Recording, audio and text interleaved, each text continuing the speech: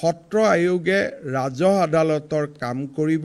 যিকোনো সত্ৰৰ মাটি কোনোবাই দখল কৰিলে সত্ৰ আয়োগত অভিযোগ দিয়াৰ লগে লগে সত্ৰ আয়োগে তাৰ উচ্ছেদৰ অনুমতি দিব পাৰিব।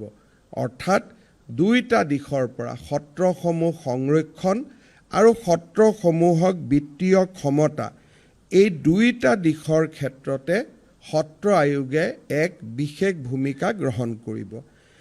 আমি অলপতে অসমৰ সত্ৰভূমি সমস্যা পৰ্যবেক্ষণ আৰু পৰীক্ষণ আয়োগৰ প্ৰতিবেদন লাভ কৰিছিলোঁ আৰু এই প্ৰতিবেদনত অসমৰ সত্ৰসমূহৰ 15,288 বিঘা মাটি বেদখলকাৰীৰ কবলত আছে বুলি প্ৰতিবেদনত প্ৰকাশ পাইছে।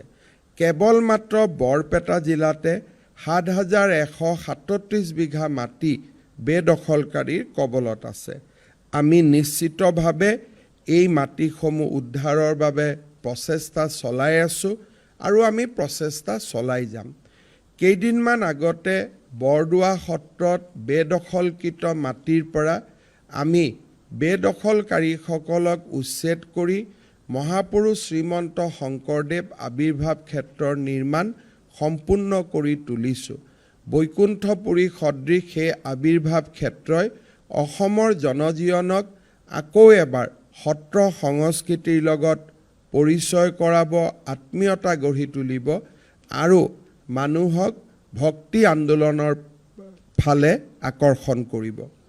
মই আশা কৰোঁ যে আজিৰ এই অনুষ্ঠানটোৰ জৰিয়তেও আমি ৰাইজলৈকে এটা সুন্দৰ বাৰ্তা পঠিয়াব পাৰিম যে চৰকাৰ আৰু ৰাইজে সত্ৰসমূহৰ প্ৰতি সংবেদনশীল, সত্ৰসমূহৰ লগতে আমাৰ সত্ৰত থকা ভকতসকলৰ প্ৰতিও সংবেদনশীল।